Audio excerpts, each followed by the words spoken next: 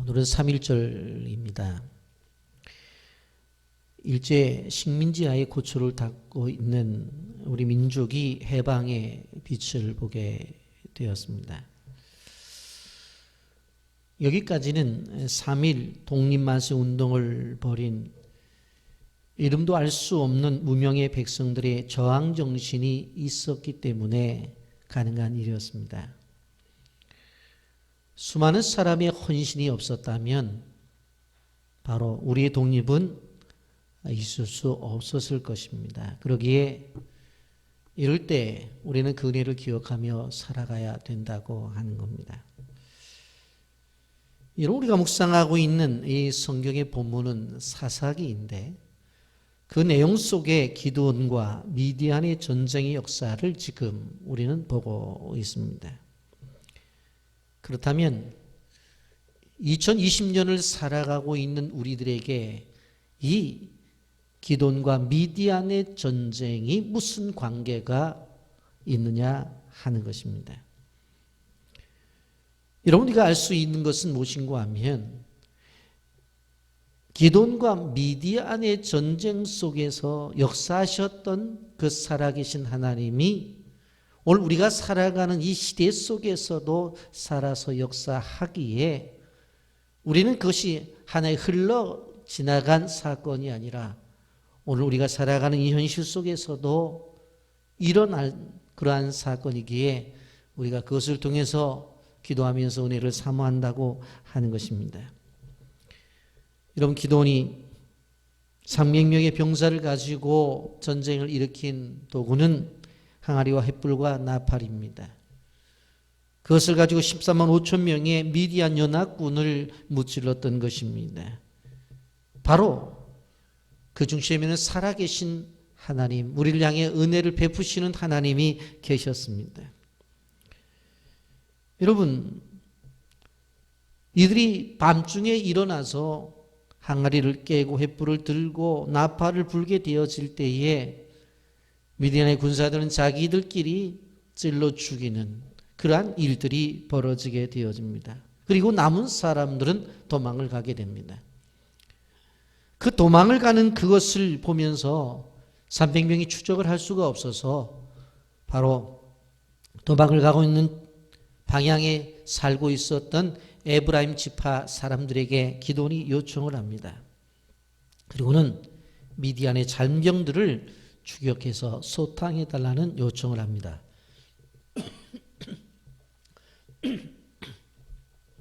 7장 24절에 보게 되면 기드온이 사자들을 보내서 에브라임 온 산지로 두루다니게 하여 이르기를 내려와서 미디안을 치고 그들을 앞질러 벳바라와 요단강에 이르는 수로를 점령하라 하며 이에 에브라임 사람들이 다 모여 벳바라와 요단강에 이르는 수로를 점령하고 라고 말씀하고 있습니다. 여러분, 기드온이 뭐라고 연락을 해요? 지금 이 미디안 군사들이 대부분이 죽고 남아서 도망하는 사람들이 있는데 지금 에브라임 지파 당신들이 살고 있는 지역으로 통과하고 있다. 그러니 그들을 쫓아가서 좀 섬멸을 해달라고 요청을 하게 되었습니다. 여러분, 이러한 과정 속에서 미디안의 군대의 두 장수 까마귀라는 뜻의 오렙과 일이라는 뜻을 가지고 있는 수엡을 사로잡아 죽이는 전과를 올리게 되어집니다. 사사기 7장 25절에 보면 또 미디안의 두 방백 오렙과 수엡을 사로잡아 오렙은 오렙바위에서 죽이고 수엡은 수엡 포도주 틀에서 죽이고 미디안을 추격하였고 오렙과 수엡의 머리를 요단강 건너편에서 기드온에게 가져왔더라. 그렇게 말씀합니다. 이 전쟁 속에서 바로 이 두 장수가 있었는데 그들을 쫓아가서 그들을 잡아요. 그리고 그들을 죽이고 그들의 머리를 이제 기드온에게 가지고 오는 것입니다. 그런데 지금 이 기드온과 이 미디안과의 전쟁이 얼마나 중요한가, 이 중요함에 대해서 이사야 선지자를 통해서 아수르를 물리칠 때에 그대로 인용하고 있는 것을 보게 되었습니다. 이사야 10장 26절에 보면 만군의 여호와께서 채찍을 들어 그를 치시되 오라바위에서 미디안을 쳐 죽이신 것 같이 하실 것이며 막대기를 드시며 바다를 향하여 애굽에서 하신 것 같이 하실 것이라 그렇게 말해요. 이사야 선지자를 통해서 아수르를 쳐 부시게 되어질 때에 어떠한 역사처럼 그대로 이루어 주실 것이냐, 그것이 무엇인가 하면 오늘 이 기드온과 미디안과의 싸움과 같은 그러한 싸움, 그리고 더 나가서 이스라엘 민족이 출애굽을 하게 되었을 때에 바다가 갈라진 것과 같은 그러한 중요한 그러한 전쟁처럼 되어질 것이다 라고 그렇게 말씀하고 있습니다. 그러니까 지금 현재 기드온과 미디안의 이 전쟁은 단순한 것이 아니라 이스라엘 민족이 출애굽을 하게 되어질 때에 홍해가 갈라져서 그 홍해를 건넜던 것과 같이 중요한 사건이라고 하는 거예요. 그러니까 한마디로 말하면 구원의 사건이라고 그렇게 말합니다. 단순한 전쟁이 아니라는 거예요. 이것은 이 전쟁이 막대기를 드시되 바다를 향하여 애굽에서 하신 것 같이라고 표현하잖아요. 이렇게 이 전쟁은 매우 매우 중요한 전쟁이었다고 하는 것입니다. 이 전쟁 속에서 에브라임 사람들이 와서 기드온에게 항의를 합니다. 적장을 잡아 죽인 이들이 와서 에브라임에게 항의를 하는데 뭐라고 항의를 해요? 왜 이 전쟁에 처음부터 우리를 부르지 아니했느냐라고 하는 거예요. 사사기 8장 1절에 보면 에브라임 사람들이 기드온에게 이르되 내가 미디안과 싸우러 갈 때에 우리를 부르지 아니하였으니 우리를 이같이 대접함이 어찌 됨이냐 하고 그와 크게 다투는지라 그렇게 말해요. 본문만 보게 되어지면 사실 처음부터 에브라임 사람들이 이 전쟁에 참여하고자 했었다라는 생각을 가질 수가 있습니다. 그래서 지금 와서 싸우자고 달려드는 거에 기본을 향해서. 그런데 실상은 그러지 않아요. 여러분, 처음에 미디안 군사들이 오게 되어졌을 때 기드온이 각 지파의 사람들을 보내서 좀 이 전쟁에 도와달라고 참여해달라고 요청을 했었을 때에 에브라임 지파 사람들은 나타나질 않았어요. 만약 미디안과의 전쟁 속에서 보복을 당하면 어떡할까? 저 강한 군대 앞에서 우리가 무너지면 어떡할까? 눈치를 살피다가 자기 백성들을 보내지 않았다고요. 그런데 지금 와서 뭐라고 말을 해요? 왜 처음부터 우리를 부르지 아니했느냐는 거예요. 한마디로 말하면 기회주의자라고 하는 것입니다. 에브라임 지파는 처음부터 참전하지 않았어요. 그리고 적반하장으로 기드온에게 달려와서 뭐라고 말을 해요? 처음부터 부르지 아니했다고 불만을 토로하고 있어요. 여러분, 근데 이 말씀을 우리가 보면서 한 가지 우리가 짚고 넘어가야 될 것이 있어요. 그것이 무엇인가 하면 바로 기드온과 바로 에브라임 지파와의 관계라고 하는 것입니다. 그럼 창세기 48장으로 올라가게 되어지면 야곱의 자녀들 12명을 데려다 놓고 축복 기도를 하는 장면이 나타나게 되어져요. 그런데 그 현장 속에서 요셉이 나타나서 뭐라고 말을 하냐면 아버지, 저한테 축복 기도를 해줄 것을 저는 제 아들 둘에게 해주기를 원합니다. 그렇게 요청을 해요. 그래서 실질적으로 야곱의 아들들이 지파의 이름이 되어지지만 요셉 지파라는 지파는 없어요. 그리고 그 두 아들인 므낫세와 에브라임의 이름이 들어가서 므낫세 지파와 에브라임 지파가 되는 것을 보게 됩니다. 그래서 요셉이 아버지, 내 이름은 없어도 좋으니까 우리 두 아들 이름을 좀 사용해 주세요. 그거 좋다. 그렇게 하자. 그래갖고는 이제 야곱 앞에 오른쪽에 므낫세를, 왼쪽에 에브라임을. 왜? 므낫세가 큰 아들이고 에브라임이 둘째 아들이니까 딱 앉혀놨는데 축복 기도를 시작할 때에 바로 야곱이 오른손을 왼쪽으로, 왼손을 오른쪽으로 돌리는 거예요. 그러니까 장자가 받아야 될 축복권을 누구에게? 동생에게로. 그리고 차자에게 오른손이 가는 거예요. 그러니까 깜짝 놀라서 야곱이 뭐라고 말해요? 아버지, 그거 잘못됐습니다. 지금 손 방향이 잘못됐다고. 그랬더니 뭐라고 말을 해요? 내 아들아, 내가 다 안다라고 그렇게 말을 해요. 여러분, 창세기 48장 14절에 보면 이스라엘이 오른손을 펴서 차남 에브라임의 머리에 얹고 왼손을 펴서 므낫세의 머리에 얹으니 므낫세는 장자라도 팔을 옷바꾸어 얹었더라. 장자라도. 성경은 분명히 장자라도라고 표현해요. 그러니까 야곱이 몰랐던 게 아니에요. 알았어요. 알았음에도 불구하고 장자에게 오른손을 들어서 장자권을 주었어야 되는데 그러지 아니하고 이 오른손을 차자인 에브라임에게 주고 바로 왼손을 장자인 므낫세에게 얹고 기도를 한 것입니다. 여러분, 야곱이 알았대요. 그런데도 그렇게 한 거예요. 여러분, 그렇다고 한다면 오늘 본문에 우리가 계속 말씀을 묵상하고 있는 기드온이 어느 지파 사람이냐는 거예요. 사사기 6장 15절에 그러나 기드온이 그에게 대답하되 오 주여 내가 무엇으로 이스라엘을 구원하리까? 보소서 나의 집은 므낫세 중에 극히 약하고 나는 내 아버지 집에서 가장 작은 자니이다. 그래 기드온이 어느 지파예요? 므낫세 지파 사람이에요. 자, 우리가 생각을 해보세요.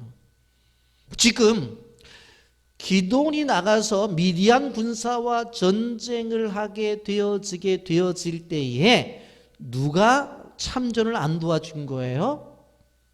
육적으로 보면 동생 지파예요. 그런데 영적으로 보면 어디예요? 바로 장자 지파가 안 도와준 거예요. 둘은 형제예요. 기드온 므낫세 지파라고 그랬죠. 그리고 더 나가서 에브라임 지파와는 어떻게 되어져요? 한 형제라고. 그런데 지금 도와주질 않잖아요. 그리고 나서 나중에는 자기를 왜 안 불렀냐고 따지잖아요. 그리고 성경의 표현들 한다면 싸움을 하려고 달려들잖아요. 여러분, 이런 관계예요. 여러분, 우리가 생각을 해보십시오. 여러분, 처음 미디안 군사가 쳐들어오게 되어질 때에 사람들을 모집했어요. 그때 32,000명이 모이게 되어질 때에 에브라임 지파 사람들은 도대체 어디 갔느냐는 거예요. 그 사람들을 바라보게 되어질 때 얼굴을 보니까 두려워 떠는 사람들이 있어요. 그래서 두렵고 떠는 사람들은 다 가라고 말을 했다고요. 그랬더니 22,000명이 가버렸어요. 그리고 남은 사람이 10,000명이었어요. 그때의 에브라임 지파 사람들은 어디 갔느냐는 거예요. 그런 상황 속에서 얼마나 기드온이 두려웠겠어요. 그래서 32,000명 가지면 해볼 만한데 22,000명이 가버리고 10,000명밖에 안 남았다고. 그럼 그 모습을 보았을 때에 영적인 바로 장자권을 가졌던 그러한 에브라임 같았으면 나와서 도와줬어야 되잖아요. 그런데 안 도와줘요. 그리고 나서 어떤 일이 벌어져요. 물 먹는 일을 통해서 무릎 꿇고 고개를 숙이고 물을 먹는 사람들을 다 보내버렸어요. 몇 명? 9,700명을 보냈어요. 남은 사람이 300명이에요. 여러분, 우리가 생각해 보세요. 기드온이 얼마나 그 마음속에 두려움이 있겠어요. 저 많은 군사들을 싸워 이겨야 될 때 이제 300명만 남았어. 근데 그때에 에브라임 지파가 어디 갔었느냐. 물론 그들이 이유가 있었을 거예요. 그런데 생각을 해보십시오. 할아버지에게 축복권을 받을 때에 사실 형이 받아야 될, 므낫세가 받아야 될 영적 장자권을 자기가 받았잖아요. 그것을 이미 알고 있었다고. 그렇다고 한다면 이러한 싸움 속에서 하나님께서 이러할 때 우리를 사용하시고자 나를 영적인 장자권을 주시지 않았느냐, 이때다 하고 나갔어야 되는 거잖아요. 근데 그렇지 않잖아요. 여러분, 우리는 이 본문을 통해서 많은 걸 깨달아요. 그리고 왜 우리를 안 불렀냐고 말을 해요. 안 부르긴 왜 안 불러요? 여러분, 에브라임 지파가 몰랐을까요? 여러분, 전쟁 통해서 에브라임 지파는 전혀 소식이 안 닿았을까요? 아니에요. 다 알고 있었어요. 그런데 두려워서 움직이지를 않았던 거예요. 근데 이제 와서 왜 안 불렀는지. 죄송한 얘기입니다만은, 예? 교회에서도 꾸준히 일을 많이 하다 보면, 예? 막 성도들이 모여서 일을 많이 해. 우리 교회도 얼마나 일을 많이 했습니까? 예? 7, 8단지 있을 때 60평, 120평 예? 벽을 허물 때도 우리가 다 OMR로 깨뜨려가지고 다 옮겼잖아요. 예? 우리가 희망마트 예? 6층에 수리도 우리 손으로 했잖아요. 이곳에 왔을 때도 얼마나 많은 일들을 했어요. 이렇게 합니다. 근데 동참하는 거잖아요. 근데 나중에 사진 찍을 때만 나타나시는 분들이 계셔요. 똑같은 얘기예요. 나중에 가서 예? 2명 죽이고 나서 자기네들이 이만큼 했다는 거지. 왜 처음부터 안 불렀냐는 거예요. 왜 처음부터? 여러분, 우리가 하나님의 사역을 감당하고 어떠한 일들을 감당하게 되어질 때에 하나님이 처음부터 다 초청하세요. 그리고 사역에 동참하라고 하셔요. 그런데 이런 이유 저런 이유로 동참하지 않아요. 그리고 나서 마지막에 왜 처음부터 안 불렀느냐고 이렇게 이야기들을 한다는 거예요. 그럼 왜 이랬을까? 본문을 가만히 보게 되어지면 에브라임 지파가 항의하는 이유가 있어요. 이 전쟁은 이제 이긴 전쟁이에요. 그러면 잘못하다가는 자기네들 이름이 빠지잖아요. 그러니까 자기네들이 이 전쟁에 이름이 들어가고 싶다고 하는 것입니다. 사실 이 전쟁은 하나님이 시작하셨고 하나님이 이루신 전쟁이에요. 여러분 생각을 해보십시오. 칼을 들었다는 이야기가 없어요. 창을 들었다는 이야기가 없어요. 방패를 들었다는 이야기가 없어요. 하나님께서 이 전쟁에 어떻게 했어요? 항아리를 가지고 나팔을 들라는 거예요. 항아리 속에 횃불을 감추라는 거예요. 그리고는 나팔을 불고 항아리를 깨고 횃불을 켜서 들으라는 뭐 그거예요. 이러한 전쟁 속에서 다 하나님이 하신 건데 이제 에브라임 지파 사람들은 어떻게 해요? 자기 이름을 드러내고 싶은 거예요. 어느 한순간에 하나님의 은혜는 까마득하게 사라져버리고 그리고 자기 이름만 드러내려고 하는 것을 바라볼 수가 있습니다. 하나님은 그것이 싫었기 때문에 300명을 선택한 것이었어요. 견줄 만한 세력이 없었어요. 이거는 분명코 누가 봐도 300명이 14만 5천 명을 이겼다고 한다면 하나님이 하셨다고 하는 것 분명하게 드러나는 거예요. 그리고 더 나아가서 방법도 어떻게 했어요? 항아리와 횃불과 나팔로 한 거예요. 자기의 능력으로 이긴 것이 아니라고 하는 것을 하나님은 깨닫게 하고 싶었던 것입니다. 그런데 이러한 트집을 잡고 싸우려고 달려드는 상황 속에서도 에브라임 지파 사람들이 달려드는 불만 제시 속에서도 이렇게 싸움을 하겠다고 달려드는 그런 속에서도 기도는 어떻게 합니까? 바로 하나님의 뜻을 찾아서 문제를 해결해 나가는 것을 바라보게 됩니다. 여러분, 오늘날 우리가 생각해 보면 이 에브라임의 모습이 우리의 모습이 아닌가 생각을 해봐요. 정말 하나님의 크나큰 우리를 향한 비전이 있어서 그것을 우리가 생각하고 만들어 나가게 되어질 때에 정작 필요할 때는 물러서 있다가 나중에 모든 것을 이룬 다음에는 현장에서 자기 얼굴을 내놓고 자기 이름을 내놓으려는 사람이 내가 아닌가 생각을 해보자고 하는 것입니다. 이런 기도는 현명하게 대처를 합니다. 사실 지금의 전쟁은 끝나질 않았어요. 왜 그런가 하면 적장 2명인 오렙과 셉은 잡았지만 아직 적장의 2왕인 세바와 살문나를 추격하고 있는 중이었어요. 그런데 이 시점에서 적군의 왕을 잡지 못한 상황 속에서 만약 기드온이 마음이 속상하다고 마음이 불편하다고 에브라임 지파와 싸움을 벌였다고 한다면 이거는 끝까지 가지를 못해요. 그래서 어떻게 해요? 참고 견뎌요. 기드온의 제적은 미디안이지 기드온의 대적은 동족 에브라임이 아니었다는 것을 우리는 알아야 돼요. 어떻게 하든지 에브라임 지파를 같이 함께 갔어야 되는 것이에요. 끝까지 싸워야 될 대상은 미디안의 두 왕인 세바와 살문나라고 하는 사실을 기드온은 정확하게 알고 있었어요. 여러분, 우리의 싸울 대상을 분명히 아는 것들 신앙생활에 있어서 너무너무나 중요합니다. 엉뚱한 사람과 싸워서는 안 된다고 하는 것을 우리는 이야기해야 돼요. 누군가 싸우는 일도 절대로 있어서는 안 되는 거예요.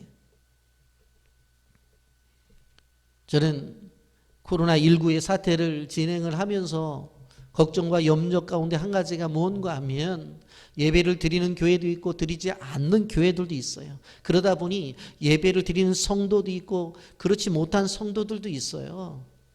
근데 그러한 와중 속에서 잘못하면 이것이 적을 잘못 알고 교회 안에서 성도들 간의 갈등, 교회 안에 갈등이 일어나서 정죄를 하면 어떨까 고민이 되는 거예요. 그들의 환경과 형편을 생각하고 교회를 못 나올 수도 있고, 그리고 교회에 예배를 안 드리는 교회도 있을 수 있어요. 그걸 함부로 믿음이 있니 없니라고 평가하거나 판단해서는 참으로 이 코로나19보다 더 위험한 일들이 우리 안에서 시작된다는 것을 아셔야 돼요. 이런 것을 잘 알았기에 기드온은 어떻게 에브라임 지파를 달래고자 해야 돼요. 여러분, 우리가 싸워야 할 것은 사단이고 마귀이지 형제나 교회가 아니다. 요즘 가끔 보게 되어지면 기독교 언론 가운데서 늘 교회의 비리, 목회자들의 허물, 그것을 들어서 교회가 이러냐, 성직자들이 이러냐 하면서 실는 신문들이 있어요. 이름은 뭐예요? 개혁이라는 명분을 갖고 이야기를 해요. 여러분, 물론 교회는 개혁되어져야 된다는 거 분명하고 끊임없이 변화되어져야 되고 끊임없이 하나님께서 말씀하시는 바로 그 교회를 세워나가기 위해서 우리가 노력해야 돼요. 그리고 우리는 예수 그리스도를 믿음으로 말미암아 거듭난 존재이지만 삶 속에서 거룩을 위해서 매일매일 달려가야 되는 존재인 것은 분명해요. 그렇다고 해서 성도들의 잘못과 목회자들의 허물, 교회가 가지고 있는 잘못된 행동에 대해서 들춰낸다고 해서 세상의 비방거리로 만든다고 해서 나타나는 유익이 뭐냐 하는 거예요. 여러분, 우리는 생각해 봐야 돼요. 기드온이 충분히 이럴 수가 있었어요. 에브라임 지파를 향해서 너희가 처음에는 눈치만 보다가, 그래서 한 명도 동참시키지 않다가 나중에 다 이겨놓으니까 와가지고, 그것도 내가 생각해서 형제니까 좀 도와달라고 했더니 적장 2명 죽여놓고 이 전쟁에서 딱 자기들이 한 것처럼, 그리고 처음부터 생각이 있었던 것처럼 왜 우리를 부르지 않았느냐고 그렇게 말하는 거, 너희들 잘못 아니냐, 그렇게 말하지 않았다는 거예요. 오늘 2절 3절을 보세요. 기드온이 그들에게 이르되 내가 이제 행한 일이 너희에게 한 것에 비교되겠느냐. 에브라임이 끈물 포도가 아비에셀의 마물 포도보다 낫지 아니하냐. 하나님이 미디안의 방백 오렙과 시앱을 너희 손에 넘겨주셨으니 내가 한 일이 어찌 능히 너희 한 것에 비교되겠느냐 하니라. 기드온이 이 말을 하매 그때 그들의 노여움이 풀리니라. 여기 뭐라고 말을 해요? 에브라임의 끈물 포도가 아비에셀의 마물 포도보다 낫지 아니야. 무슨 얘기예요? 실질적으로 이 에브라임 지파가 얘기하는 것은 다 해놓고 나중에 우리를 향해서 이 찌꺼기만 어떻게 처리하라고 한 것이 아니냐, 그렇게 이야기할 때 뭐라고 얘기를 해요? 우리가 먼저 수확을 한 건 맞고 당신들이 나중에 수확한 것은 맞습니다. 그런데 보십시오, 처음에 수확한 것보다 더 나중에 수확한 것이 더 크고 아름답고 훌륭한 것이 아닙니다. 우리는 쫄병들만 죽였지 당신들은 적장을 죽이지 않았습니까? 그러니까 당신들이 한 일이 훨씬 훌륭한 일입니다 라고 인정을 해 주는 거예요. 그러면서 공이 당신들에게 있다라고 이야기하는 거예요. 당신들이 한 일을 보면 우리와 비교해 볼 때 우리는 세 발의 피다라고 이야기를 하는 거예요. 그래서 그렇게 말하는 거예요. 하나님이 미디안의 방백 오렉과 스엡을 너희 손에 넘겨주셨으니 내가 한 일이 어찌 능히 너희가 한 일에 비교되겠느냐 하니라. 기도니 이 말을 하며 그때 그들의 노여움이 풀리니라. 내가 분명코 부탁을 했지만 이렇게 한 것은 내가 한 일이 아니라 하나님이 미디안의 방백 오렉과 스엡을 너희 손에 넘겨주었다. 이것은 하나님이 하신 일이야. 내가 한 일이 아니야. 그렇게 이야기를 하면서 뭐라고 말을 해요? 비교해 볼 때 내가 한 일과 당신들이 한 일을 비교해 보면 당신들이 한 일이 훨씬 크고 훌륭한 일이고 나야 그 비교가 되겠느냐고 그렇게 얘기를 했더니 그들의 노여움이 풀리니라 그랬어. 여러분, 기도는 자기 감정을 잘 다스렸어요. 충분히 불평할 수 있어요. 말도 안 되는 그 에브라임 지파 사람들을 향해서 소리도 지를 수 있었어요. 따지다고 말할 수도 있었어요. 그렇지만 그렇게 하지를 않아요. 우리가 세상을 살아가면서도 싸움 속에 보게 되어진다고 한다면 어떠한 그 싸움의 내용이 진리냐 진리가 아니냐를 갖고 얘기하지 않아요. 단순한 감정을 갖고 이야기할 때가 너무나 많아요. 그리고 그 자존심을 건드렸다고 해서 벌컥 화를 내는 경우가 많아요. 영국의 작가 고난 도일은 이런 말을 했습니다. 사람은 절대로 산에 걸려서 넘어지는 법이 없다. 사람이 넘어지게 하는 것은 작은 돌불이 있다. 여러분, 우리가 넘어지게 될 때 무슨 산에 걸려서 넘어져요? 요만한 돌뿌리에 걸려서 넘어지는 거지. 그렇기 때문에 우리가 기억해야 돼요. 우리도 사소한 것 가지고 시험 든다고 말하고 사소한 것 가지고 우리가 다른 사람의 관계가 나빠진다고 하는 것을 우리는 기억해야 되는 것입니다. 여러분, 우리는 작은 돌뿌리에 넘어지는 존재가 되어서는 안 돼요. 에브라임 지파처럼 되어서도 안 된다고 하는 것을 우리는 기억해야 돼요. 왜 기도원이 이렇게 했을까? 기도원은 멀리 바라봤어요. 기도원은 아주 큰 것을 바라봤습니다. 그래서 절대로 화를 내지 않아요. 다른 반응을 나타내지를 않아요. 더 넓게 보고 더 깊게 보고 더 멀리 봤기 때문입니다. 기도원이 위기를 지혜롭게 잘 마무리할 수 있었던 것은 바로 부드럽게 말을 할 수 있는 능력이 있어서 그렇습니다. 오늘 다시 한번 2절 말씀해 보면 기도원이 그들에게 이르되 내가 이제 행한 일이 너희에게 한 것이 비교되겠느냐. 에브라임의 그물 포도가 아비에셀의 만물 포도보다 낫지 아니하냐. 여러분, 어떻게 해결해요? 자신을 낮추고 트집을 잡는 그 에브라임 지파를 올려주는 것으로 문제를 해결해 나가요. 여러분, 그런데 사람이 쉽지 않다는 거예요. 이게 왜 마음이 상하잖아요. 지금 산이 죽으냐 하는 그런 전쟁 속에서는 나타나지 않다가 마지막에 나타나갖고 왜 안 불렀냐고 말하는데 마음 편하겠어요? 에브라임 지파가 말도 안 되는 것을 가지고 시비를 걸어오지만 거기에 걸려 넘어가지 않아요. 여러분, 사람의 관계 속에서 어떻게 평화를 유지하고 어떻게 문제를 해결하면서 넘어가느냐, 한 가지 비법이 있다고 한다면 바로 져주기만 해도 된다고 하는 것입니다. 기도원이 져주잖아요. 자신의 자존심을 내려놓잖아요. 그리고 따지질 않잖아요. 그리고 져주는 거예요. 져주고 있는 거예요. 이기겠다고 싸운다고 하면 이 현장 내에서도 엄청난 싸움판이 벌어졌을 거예요. 그런데 싸우면 소중한 것을 잃어버린다는 것을 아셔야 돼요. 여러분, 그래서 져주는 훈련이 필요해요. 자녀들이 행복할 수 있는 가장 비결이 무엇인가 하면 부모가 아이들 앞에 싸우지 않는 것이라고 말을 합니다. 아동 전문가들이 제발 아이들이 문제가 있다고 해서 상담을 하고 그러면 부모 상담에 들어가 보면 결국 부부 싸움에서 아이들이 문제가 나타나는 것들을 발견할 수가 있어요. 그런데 그 내용을 보게 되어지면 뭐 큰 것 갖고 싸우는 것도 아니에요. 왜 양발을 벗을 때 하루 종일 일하고 들어와서 냄새나는 양말 벗으면 빨래통에 넣지 왜 그것을 여기저기 놓냐는 거예요. 왜 치약을 짜면 왜 밑에서부터 짜지 왜 중간부터 짜냐는 거예요. 그렇게 날씬한 여자가 좋아 그러면서 가운데부터 짰다고 그걸 보여주면서 싸워요. 생각해보면 별거 아니에요 사실. 그런 거 갖고 싸우는 거예요. 아이들이 불안해하는 거예요. 별거 아닌 것만 보는 것이 아니라 싸우는 것이 보이니까 여러분 기도원의 이 부드러운 말 한마디에 말 한마디에 에브라임 지파 사람들은 할 말을 잃었어요. 잠언서 15장 1절 말씀 이렇게 말합니다. 유순한 대답은 분노를 쉬게 하여도 과격한 말은 노를 경록게 하느니라. 여러분 그러므로 말하는 법만 배워도 인생의 90%의 어려운 점을 다 견뎌나가고 이겨나간다고 그렇게 말을 해요. 그래서 우리는 화가 날 때 그것을 잘 삭히고 잘 말할 수 있는 방법들을 배워야 되는 거예요.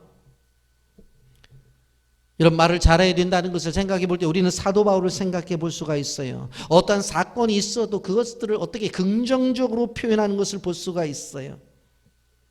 사도 바울이 로마의 감옥 속에 갇혔을 때 한 종을 만나요. 오네시모라고 하는 사람이에요. 그런데 이야기를 들어보니까 자기하고 가까운 빌레몬의 집에서 일을 하다가 그 집에 물건을 훔쳐가지고 도망을 온 거예요. 근데 사도 바울이 생각을 했어요. 야, 이 사람의 명예를 회복시켜 줘야 되겠다. 그런 생각을 하고서 빌레몬에게 편지를 써요. 그리고는 오네시모손에 그 편지를 보내요. 그 내용 속에서 재미있는 표현이 있어요.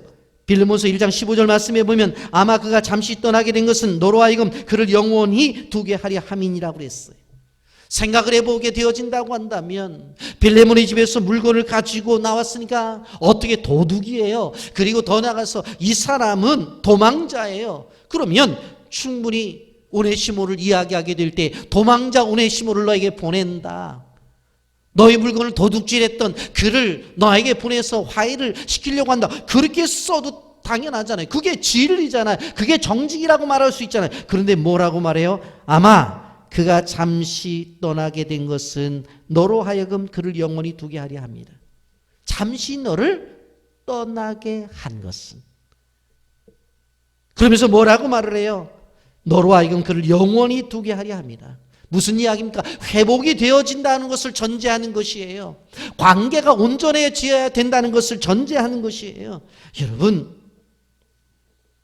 사도 바울이 이런 모습들을 바라보면서 우리는 생각해 봐요. 우리도 말을 좀 잘하는 지혜를 좀 배워야 되겠다. 가장 지혜로운 아내가 누굽니까? 남편에게 지혜로운 말을 하는 사람이에요. 가장 좋은 남편이 누구에게? 아내에게 지혜로운, 마음 상하지 않게끔 말을 하는 거예요. 여러분, 교회 안에서도 그래요. 예? 좀 마음이 구부러져 있는 분들은 그래요. 권사님, 왜? 권사님 교회 나온 지 몇 년 됐어? 신앙생활 한 지 몇 년 됐어? 30년 됐지. 아, 그런데도 신랑 교회도 안 나와? 아이고, 그냥 놔둘 거야? 언제까지? 하면서 그렇게 얘기를 해요. 그럴 때 절대로 거기 말려들면 안 돼요. 여러분, 그래서 어떡하라고? 그러면 이제 팔 걷어붙이고 싸움이 벌어지는 거예요. 그렇게 공격적으로 나와도 맞아요, 권사님. 예. 나는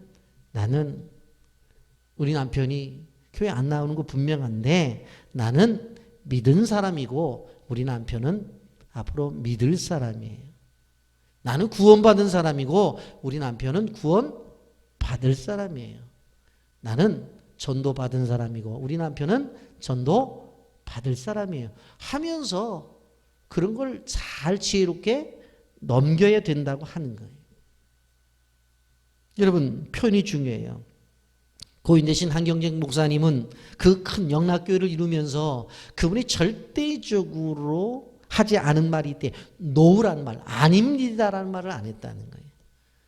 얼마나 많은 장로님들과 회의를 했겠어요. 그래서 목사님이 주장을 하고 장로님들이 주장을 하고 이런 일들이 이렇게 있으면서 부딪히게 되어지면 목사님은 아닙니다라는 말을 절대로 하지 아니었대요. 뭐라고 말하냐면 장로님의 말씀도 일리가 있네요. 집사님의 말씀도 일리가 있네요. 권사님의 말씀도 일리가 있네요. 아니, 그분이 주장하는 것이 그분의 생각과 가치관이 있으니까 주장을 하지, 그게 없이 주장하겠어요. 그러니까 그분 나름대로 일리가 있는 거예요. 그렇잖아요. 나한테는 안 맞아도 그 사람은 맞는 게 있으니까 이야기하는 거잖아요. 그러니까 앞에다 호칭을 붙여서 장로님 말씀도 일리가 있네요. 권사님의 말씀도 일리가 있네요. 그러고 넘어갔다는 이야기예요. 여러분, 우리가 언어를 사용에 있어서 항상 미래지향적인 언어를 선택해서 사용하는 것이 가장 좋아요.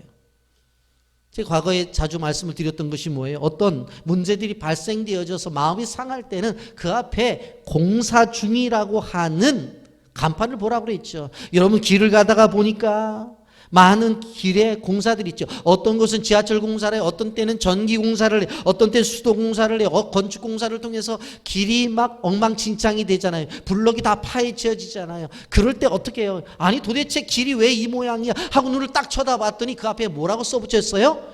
공사 중이라고 써 있잖아요. 그러면 거기서 화내는 사람은 없어요. 왜? 지나가면 나중에 공사가 끝나면 다 복구될 것이기 때문에. 그러니까 우리가 우리의 삶 속에서 무슨 생각을 해야 돼요? 미래지향적 사고를 가지고 이야기를 하라고 하는 것은 우리가 공사 중이라고 하는 생각을 가져야 된다는 거예요.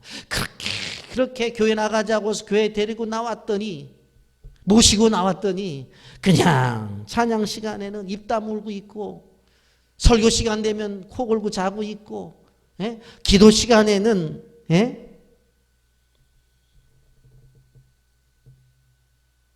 아멘도 안 하고. 그럴 때 어떻게 하라고요? 그냥 우리 남편이 공사 중이에요. 공사 중. 지금까지 결혼해서 살았는데 아침밥도 안 차려줘요. 자는 아내를 보면서 출근하면서 뭐라고 해야 돼요? 공사 중. 그러고 가는 거예요. 공사 중. 여러분, 모든 일들에 있어서 미래를 생각하면서 좀 더 나은 생각들을 하고 나간다고 한다면 오늘을 살아가는 지혜가 있을 수 있다라고 하는 거예요. 오히려 성도들을 정죄하고 평가하는 것이 아니라 미래를 바라보면서 축복을 해야 되는 것이 우리가 가져야 될 태도라고 하는 거예요. 여러분, 잊지 마십시오. 정확하게 표현한다고, 솔직하게 표현한다고, 정직하게 표현한다고 그렇게 말을 하지만 그 자체가 다른 사람에게 상처를 준다고 한다면 바른 표현이 아니라는 거예요. 사도 바울이 오네시모를 해서 너 어떻게 그렇게 주인 것을 도적질해 갖고 와서 너 도둑놈이야. 그거 사실이라니까요. 거짓말 아니에요. 그런데 그렇게 하지 않잖아요. 잠시 떠났다고 말하잖아요. 도망 나온 사람을 향해서. 베드로의 삶을 보십시오. 베드로가 처음부터 정말 반석 같은 그런 믿음을 가졌어요. 어떻게 보면 경솔한 사람이었어요. 어떻게 보면 종잡을 수가 없는 사람이었어요. 그런데 예수님께서 뭐라고 말해요? 바위나 시몬아, 내가 복이 있다 하면서 너는 베드로라, 반석이라고 그렇게 말하잖아요. 사실 베드로는 보면 반석 같은 믿음을 가지고 있는 것이 아니에요. 조그만 조약돌만한, 짱돌만한 그러한 믿음이었어요. 그런데 주님이 어떻게 하세요? 반석이라고 말하잖아요. 그러한 소리를 듣고도 예수님을 부인했던 사람이에요. 그런데 마지막에 그가 사도행전에 가보면 반석 같은 모습을 드러내잖아요. 우리는 기억해야 돼요. 우리가 다른 사람 말에 이야기하게 되어질 때 그 사람에 대한 지금보다도 더 나은 미래를 향해 이야기해야 되고, 지금보다도 더 미래 속에 더 하나님 앞에 바로 선 사람이 될 것에 대한 믿음을 가지고 그 사람을 향해 축복된 선언을 해야 된다고 하는 것입니다. 영상 하나 보고 말씀 계속하겠습니다.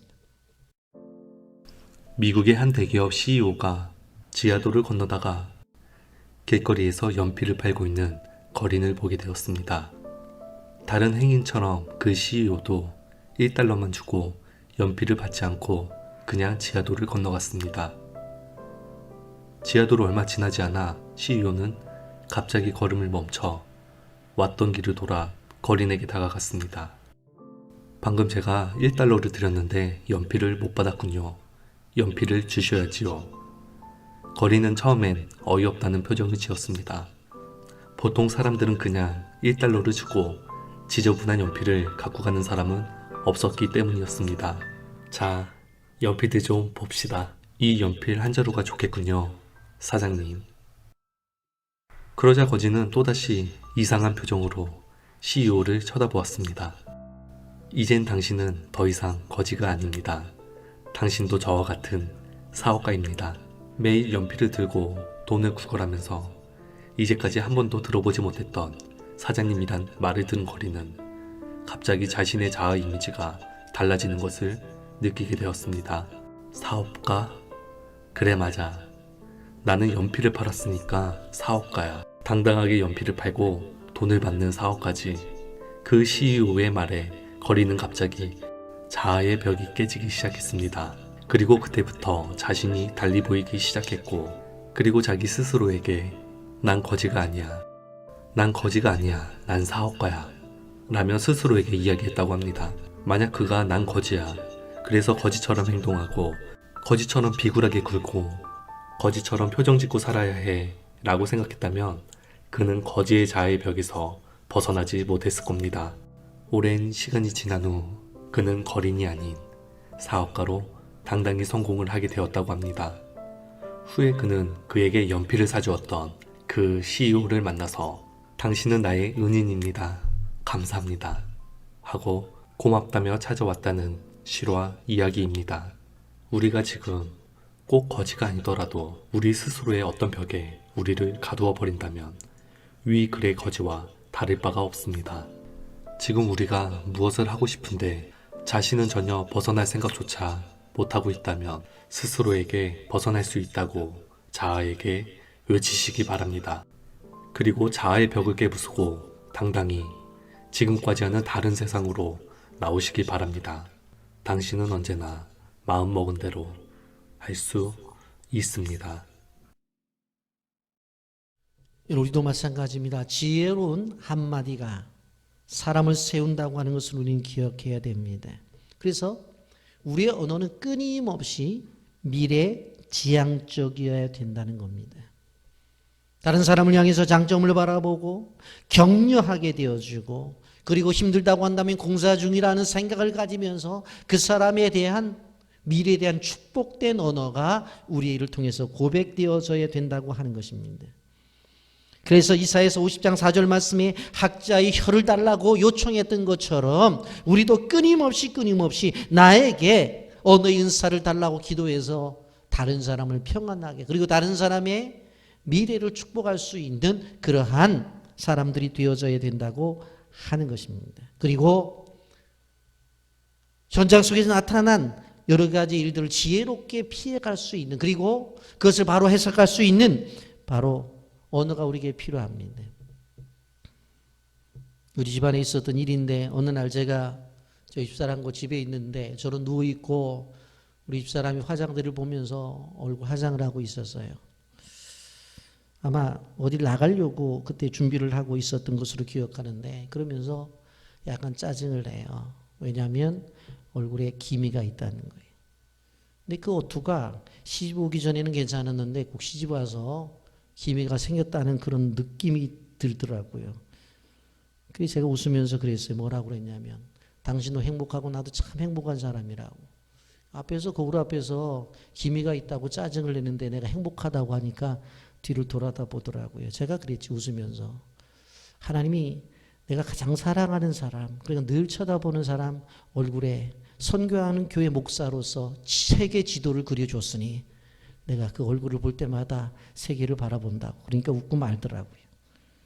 여러분, 어떠한 상황이 되었든지 간에 우리는 그 상황을 긍정적으로 해석하고 그 상황을 하나님이 주신 것으로 해석해서 나가게 되어질 때에 그 고난도 빨리 끝날 수가 있다고 하는 것입니다. 이런 말씀을 정리하면서 여기 기도의 사역을 보면 절대적으로 기도는 자기 주장을 하지 않는 것을 볼 수가 있습니다. 만약 우리 같았으면 어떻게 할 수가 있었겠어요? 아니, 왜 처음부터 안 불렀냐고. 그러면 아니, 불러야 오냐고. 지금 이 난리가 돼서 미디안 군대가 쳐들어오는데 꼭 이야기만 해야만 되느냐고. 도대체 내가 가지고 있었던, 우리 지파가 가지고 있었던 이 장자권을 우리 할아버지가 빼앗아서 바로 에브라임 지파에게 주지 않았느냐고. 그러면 자기 역할을 해야지 왜 그 역할을 못했느냐고 분명히 이야기할 수가 있을 수 있었어요. 그런데 기브온은 그러지 않아요. 왜? 결국 자기들끼리의 내부는 결국 그 공동체를 무너뜨린다고 하는 것을 그는 알기 때문에. 그래서 그는 더 미래를 보는 거예요. 빌립보서 2장 3절에 이렇게 말합니다. 아무 일이든지 다툼이나 허영이나 하지 말고 오직 겸손한 마음으로 각각 자기보다 남을 낮게 여기고 그랬어요. 여러분, 하나님 앞에서 믿음의 생활을 하는 사람들은 항상 무슨 생각을 하든 무슨 일을 하든 말을 하든 먼저는 하나님 앞에 영광을 드리고 그 다음에 다른 사람을 생각하는 그러한 구조가 되어져야 된다고 하는 것입니다. 나보다는 하나님, 나보다는 다름, 이웃, 그것이 중요하다고 하는 거예요. 그러한 사람들이 모일 때 그 공동체가 소망이 있다고 하는 것을 우리는 기억해야 되는 것입니다.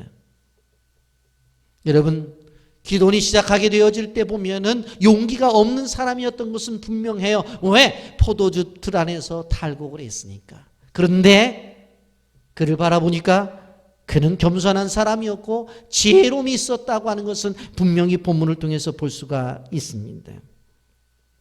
여러분, 우리는 가정 안에서 부부 가운데도 마찬가지예요. 여러분, 남편들은 그 무엇보다도 남자이기 때문에 존경을 받기를 원하고 여자들은 그 무엇보다도 남편의 사랑을 받기를 원하는 것입니다.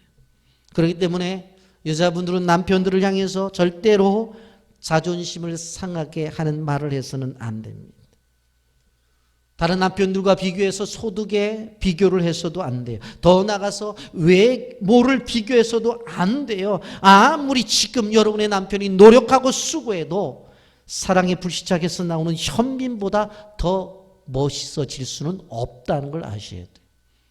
그건 불가능해요. 현실을 받아들이고 배 나온 남편도 자존심을 세우면서 그 배를 바라보면서 당신의 인격이라고 말해줄 수 있는 여유가 있어야 된다고 하는 거예요. 여러분, 저는 말씀을 정리하면서 코로나19 바이러스 속에 있는, 중심에 있는 신천지를 좀 생각해 보려고 해요.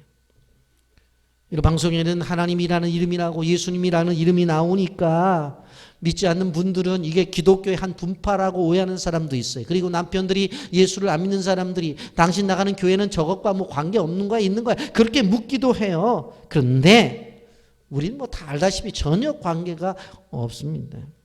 신천지 교리를 보게 되어지면 소위 이만희 총회장이 보혜사, 대언자라고 말하죠. 이긴 자라고 말을 해요. 이미 죽은 예수 그리스도는 바로 옛 구원자고 이 시대에 다시 오실 구원자를 바로 우리가 기다리고 있는데 그게 누구냐? 사실은 이만희라는 이야기예요. 종말을 믿는 여타 종교들과 같이 신천지는 초기에 1987년 9월로 최후의 날을 이야기했어요. 그런데 예수님 안 오시잖아요.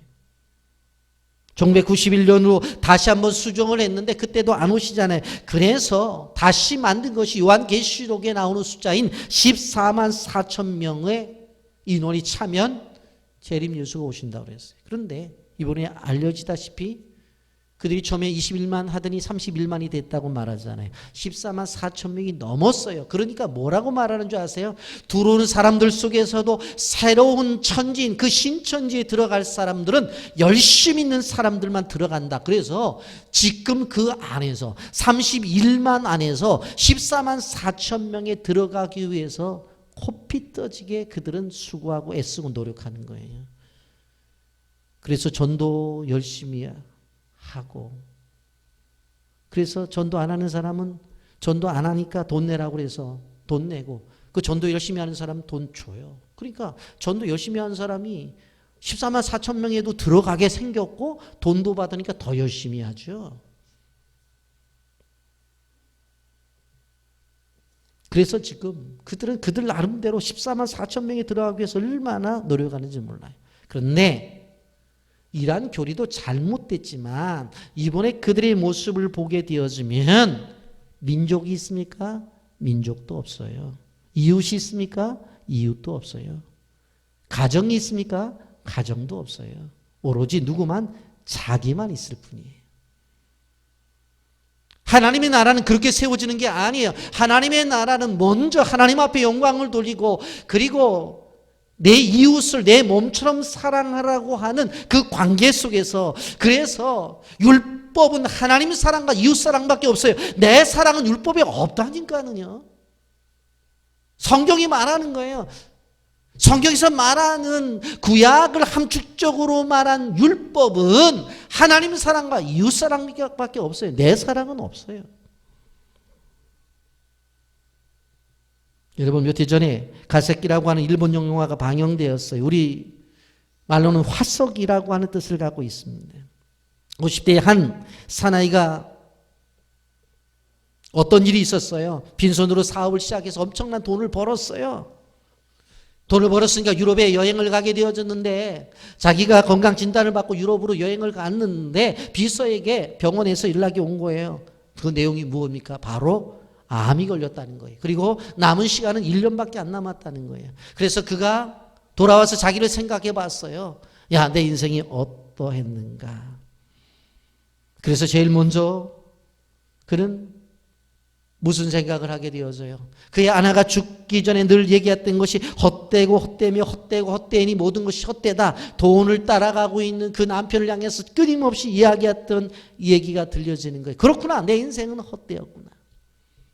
그리고는 자기를 낳진 않았지만 키워줬던 계모를 생각해요. 그분이 무지하게 수고를 많이 했지. 그래서 계모를 찾아가서 자기를 키워준 것에 대한 고마움을 표시해요. 그리고 자기 하나밖에 없는 동생에 찾아가서 자기는 잘 살면서 동생을 도와주지 않았던 것에 미안하다고 이야기를 하면서 동생과 화해를 해요.